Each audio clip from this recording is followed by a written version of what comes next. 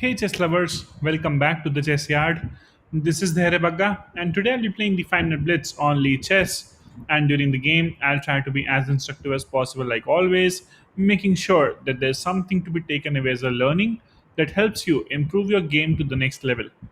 Now, before we start off with the game, I request you to subscribe to my channel and press on the bell icon so that you don't miss out on any of the videos that I'm posting up daily without a miss. So yeah, let's start off with the game and see how it goes, which pieces we get. If black, I'll play Karukan. If white, I'll play the London system setup. So it's white, I'll play the London system setup. It starts with d4. Bishop comes on f4 unless the opponent plays e5 straight away. And then you can probably play e3, trying to create a pyramid in the center. You can play next c3 as well. But I'd like to develop the light square bishop first, trying to add the diagonal to where the opponent will castle probably. Okay, so opponent has played queen here, trying to weaken up the b6. Whenever you develop the bishop, the pawn gets weakened up because that was the ideal, the first piece which was being defended with the bishop. Now it's not. Here I can develop the knight. One of the moves can be this as well. I can castle maybe because I'll not be able to castle on the queen side this time. So let's castle on the king side. Opponent is getting in with the knight. Uh, a move like this might work out because if he takes, I can take back with the pawn or the bishop. In either way, it works. Probably taking with the pawn would be better. But what if he comes down? That's another problem. Um, I should take it maybe. Let's take it. We'll see what happens. I can now go with the knight. The idea of coming back to uh, c4 there, attacking the queen, and then probably coming here as well in the next move. He's offering knight exchange, which of course we don't want. We're interested in the queen. And let's see where the queen goes. Completely back. I can exchange the bishops maybe. That can be one option. Yes, I can. If he's willing to take, I'll take with the knight, and the pawn is hanging there. If he doesn't take, I can still take, or just keep the pressure like this, if as long as possible. But he can probably develop the knight as well instead. So we'll have to see what the opponent does. Okay, he's trying to move my knight away. I'll take the bishop first. Takes with the knight. I can come here attacking the pawn is one option, or I go back and attack this pawn. Most probably, if I go back and attack, I'm expecting him to play f5 next, trying to defend the pawn. He doesn't. I can take now. I'm coming here again if required. Not required for now. Can go on with the other knight now, trying to develop. Exchanging is one option. Let's do that. Because after the exchange, our knight comes out with the tempo attacking the queen. If queen tries to threaten the knight, we can definitely get our queen active. That defends the knight. Okay, he's trying to be a bit cheeky there. We can go here and stop him from doing anything. This makes more sense. He can take this pawn maybe, but he loses the bishop instead, so he has to safeguard the bishop first. And after he saves the bishop, we can play pawn forward, which saves everything. Even c4 is not bad. I can take with the pawn, get the rook active, and then attack. And once he move, oh, he doesn't move the bishop because threats, threats, threats. That gets a fork. If pawn forward, I have to just move my queen. Nothing goes wrong. So completely fine. I'll take one of the rooks now. Out of the game.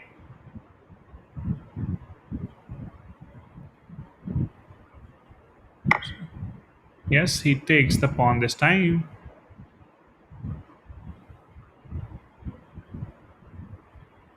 Okay, I need this rook first. Takes with the king so that he can have a discover attack. Smart enough, but not good enough on this day because I'm getting my queen back, trying to exchange, which he doesn't want. How's pawn forward? Trying to ask him to take if he wants to, really. If he doesn't, then probably will play it forward. He takes. I can take as well. Now the pawn is weakened up here. He's giving that pawn for checkmate. Mate threat. See, he's trying to be cute again, but doesn't work in real time. Takes the pawn. I can take with the queen or the rook. I'll take with the queen. I'm coming here with a check, and that's a fork as well. So he has to be aware of that threat. I'm attacking the rook, the pawn with the rook as well as the queen. So lots of threats right now, and I don't think he can save everything. He doesn't. So check, and there goes the rook, and maybe he'll resign now because he has to go back only, and that gives a check. That loses the bishop. I like he's not resigning, but till when? If he moves the queen, he'll lose this pawn. If he doesn't, he'll lose this pawn. Okay, which one should I take?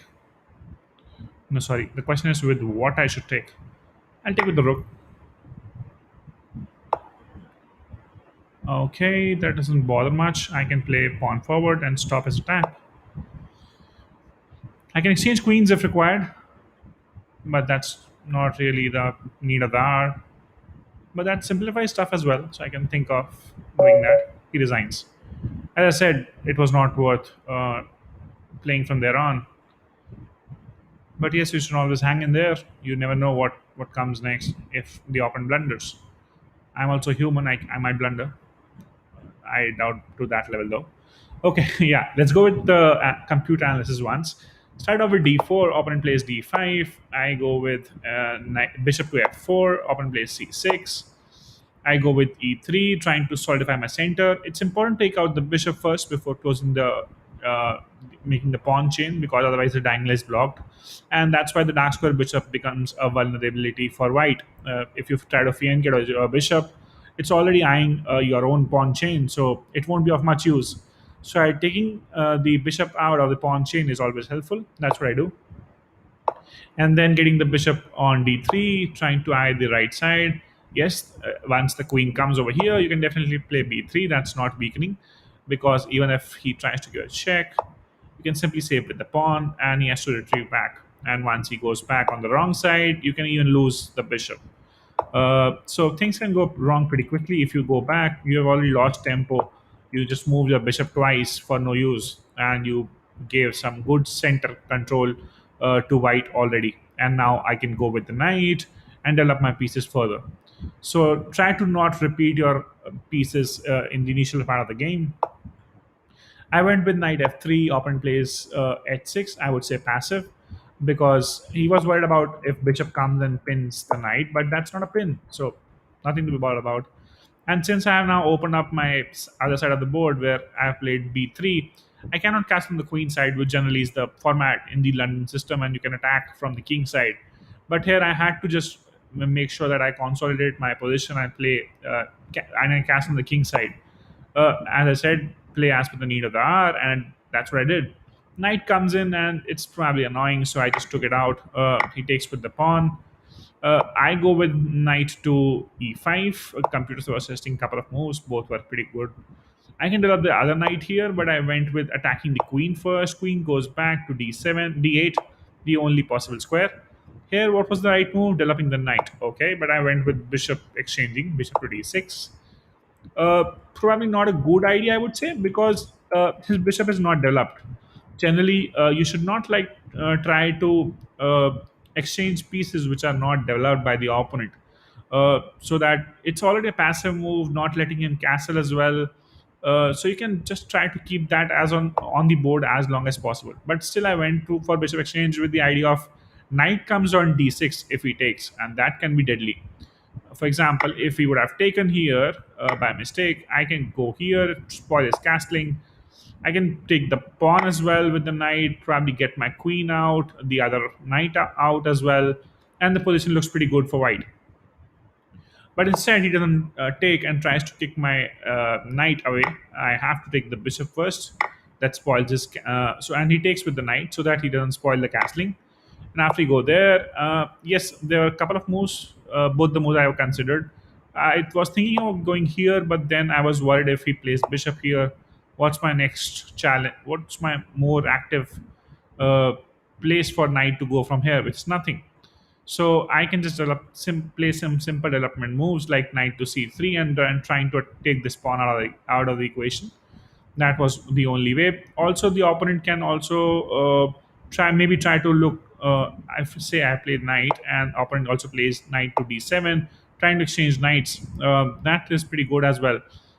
Yes, I can take, but the opponent can also take. I take, and then it's queen against queen. He gets to castle, and then probably I can exchange queen or keep them on board, attack the bishop instead. So some other lines can happen from here as well. But in the game, he I got the knight back. He tries to make sure he is able to castle in the next move probably. So just removing the knight out of the way by playing knight to d7. I take on the free pawn there, and then I go with other knight development to d2, completing my minor pieces development now. Though I had castle earlier, I can take the knight or I can go back, go to c5. I took the knight first, so that my knight, other knight comes out with the tempo, attacking the queen. Yes, I was discussing this move as well in the game that queen can pin the knight uh, because the pawn is also hanging there. He tries to attack the knight. I go with queen to f3. He plays bishop there with the idea of attacking my queen, but then I went with knight to c5 instead, and he had to save the position here, and that's where he blunders. He tries to move the other rook, and there comes a nasty fork. Even if he tries to save with the other rook, definitely we can just save our pawn first. And as you see, these both the rooks are doing nothing in the game. The bishop is also not doing anything. Knight is pretty stable there, controlling all these pieces. And now I have got active pieces, which is queen. I can have some center play as well. I can get my rook active. Maybe look for queen exchange so that he is down to nothing basically. So that's why white is in an advantage of 3.2 as per the computer in this situation. Let's go back to the game where he blundered. I just went with the fork. Yes, the best move in the situation is to play pawn forward, but then again, you can just save queens. And if he likes to trade, which should not be the best move, but it is because probably computer understood that there's no way forward. After he takes, I take back with either of the pawns. I prefer taking with the f, opening up the attack. He has to save one of the rooks. That's what he can do best. If we go there, I take the rook. He has to take again, maybe with rook or maybe with the king. That's what he did in the game as well. I can take this pawn. He gets to take it. So this is completely winning for white, I would say. I had got two rooks, and he has got a rook and a bishop. So, and I have extra pawn as well. So this is completely winning. No denying that. So let's go back to the game where he takes the pawn and I take the rook first. He takes back, and I bring my queen back on d1. I asking him to exchange if he is willing to, because I am ahead in the game. He doesn't. I play a4. He has to take. He takes. I take back with the rook, attacking the pawn. Uh, and here the opponent plays c5 instead, and that was pretty much smart of him, trying to go for a cheeky checkmate on g2 with queen and bishop both hang it. So that was nice actually. It can be missed sometimes because when you're in the flow of the game, you generally don't see every piece or what a pawn move is doing. But that was pretty much obvious because he played a pawn move where he could have saved his pawn, and his bishop was not being attacked. So you could have just got rook to a8. That was the more natural move. Maybe you could have played rook first and then try to do this bluff with me. Might have worked at that point of time, but instead he just tries to be cute, I would say, by playing pawn to c5, and that's pretty much visible that he's attacking and trying checkmate. So I played pawn to f3, and there's no other option now for the opponent. He has to take something. He takes the center pawn. I take with the queen. Again, as I mentioned, a fork is coming from d7. Also, the a7 now cannot be defended even if rook comes here. I can take this as well. Computer suggesting like you can first give a check and probably take this as well. But either way, it's fine, and I don't see black winning from here on. I gave a fork. He goes back. Only possible square. I took the rook. He goes up. I take the bishop as well, and then he tries to just proceed with the pawns and do something. But I just played h3, and that was the end of the hope for my opponent. I hope you like the video. Do let me know your feedback. If there was something to be learned from you for you, and you acknowledge that, please do comment as well. Do subscribe to the channel if you haven't already. Thank you so much for your time. Take care. Bye bye.